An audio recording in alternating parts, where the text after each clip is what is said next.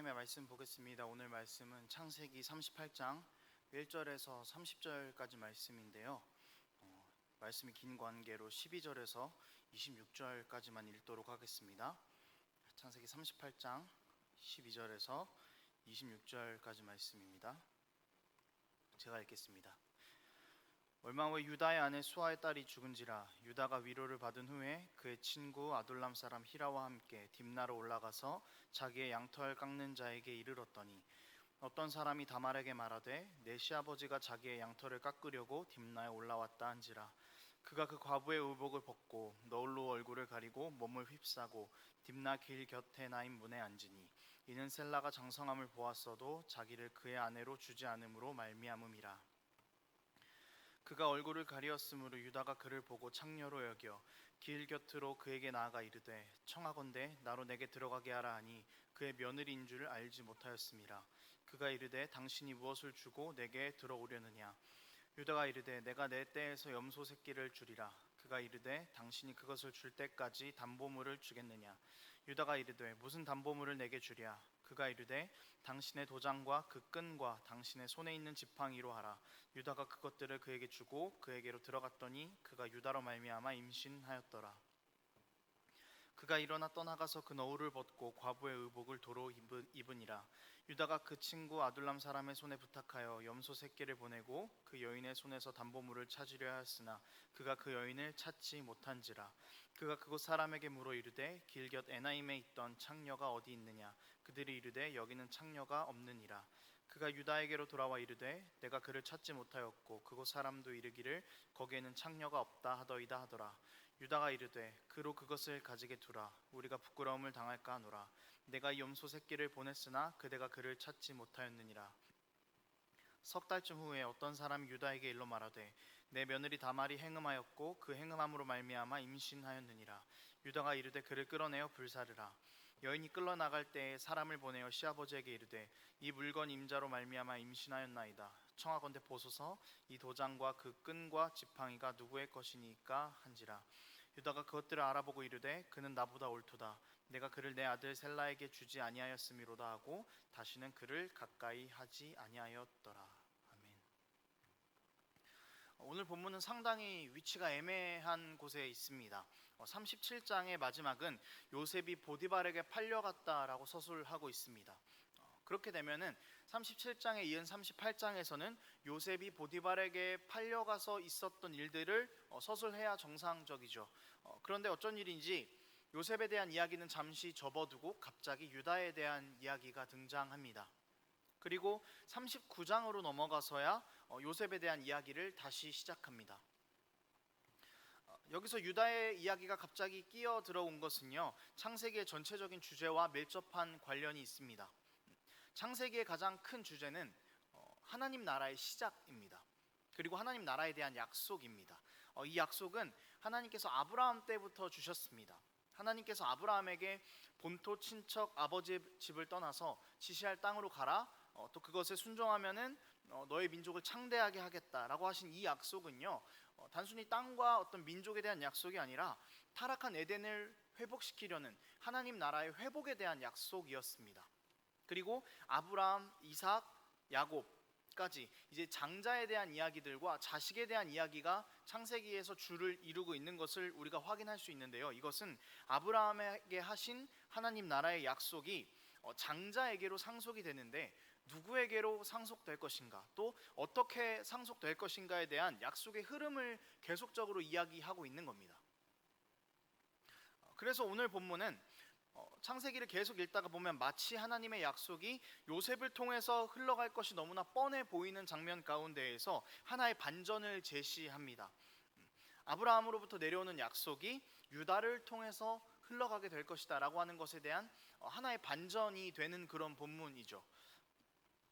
사실 유다는 맏아들은 아니었습니다. 그렇지만 장자로서의 역할들을 많이 수행을 했습니다. 장자의 역할들을 많이 수행을 했죠.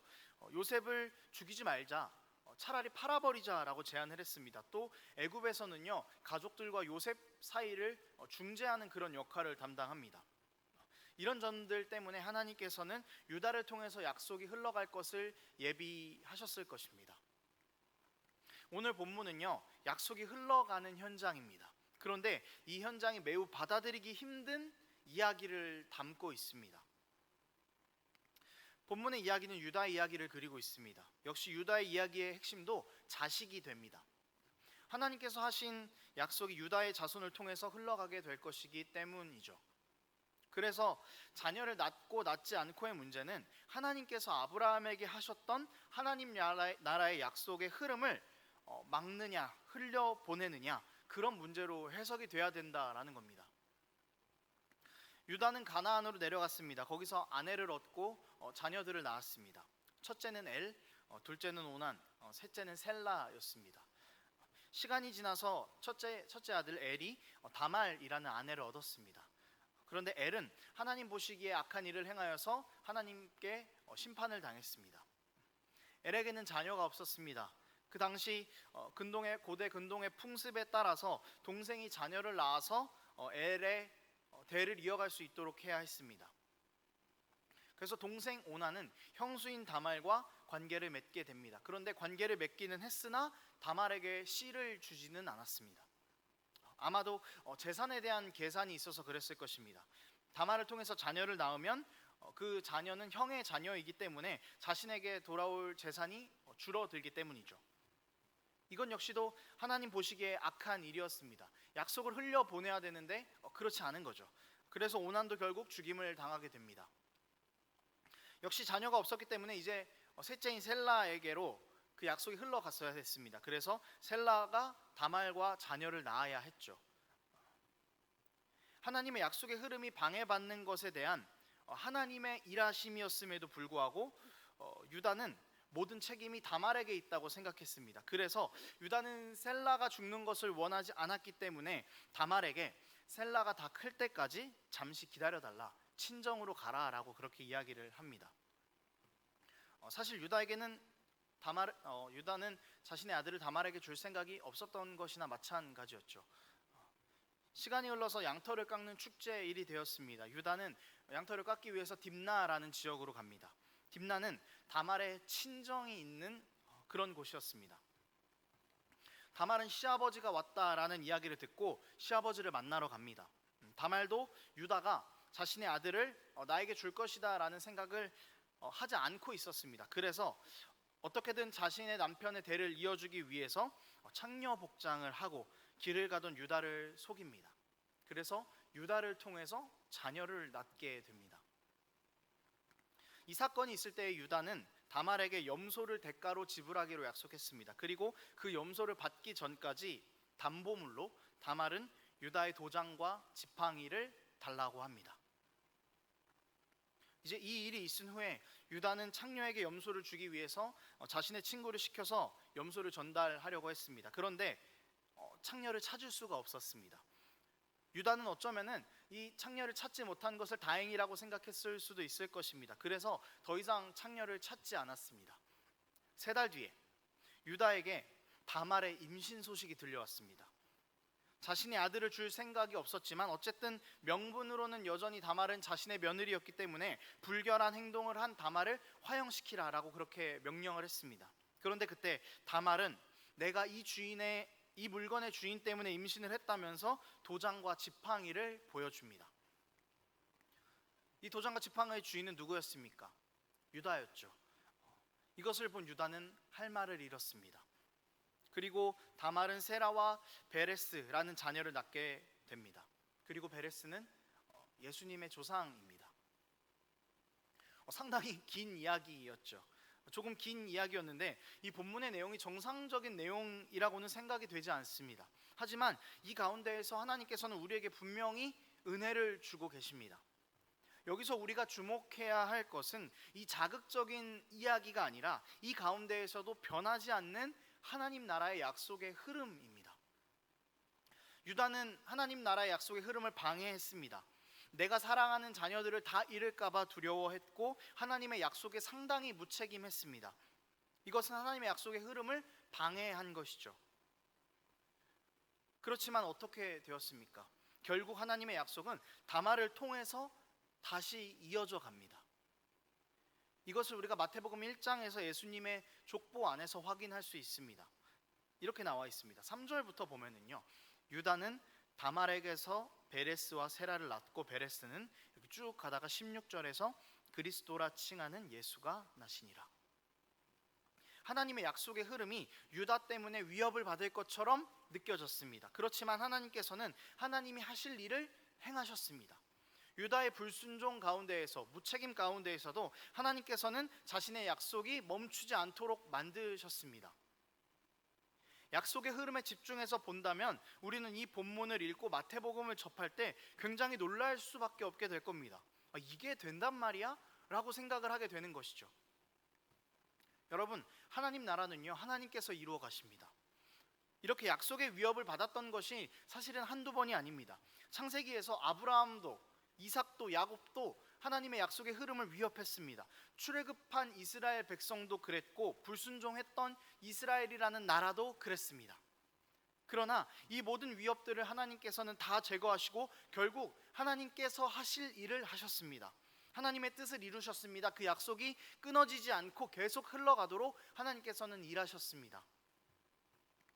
여러분, 우리가 살아가고 있는 이 세상 역시 하나님 나라의 약속을 위협하는 것처럼 보입니다.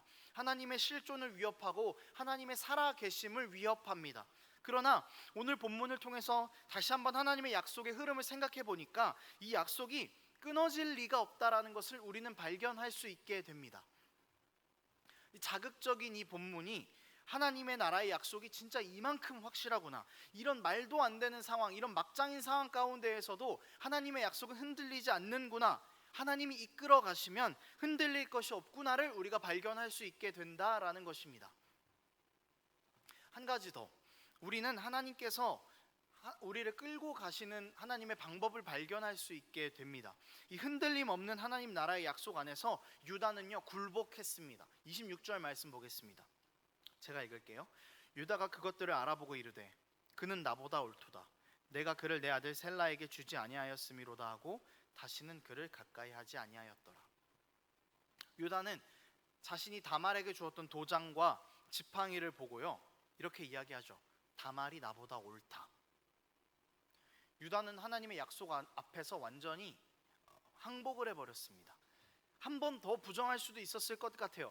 그거 내 거 아닌데? 이렇게 부정을 할 수도 있었겠지만 유다는 부정하지 않았습니다. 아니, 정확하게는 부정할 수가 없었습니다. 이 도장과 지팡이는 그 사람을 나타내는 어떤 상징과도 같은 것이었습니다. 그래서 그거를 부정해버린다라는 것은 유다가 자신의 존재 자체를 부정하는 것과 마찬가지인 상황이었습니다. 그러니까 무슨 말이냐면은 부정할 수 없는 상황으로 하나님께서 유다를 밀고 가신 것입니다. 하나님의 약속을 부정하고 또 부정하고 심지어 무책임하기까지 했는데 하나님께서는 유다를 끌고 갈 수 있을 때까지 다 끌고 가시고는 하나님의 일하심 앞에서 항복할 수밖에 없이 그렇게 유다를 굴복시키십니다. 항복시키십니다.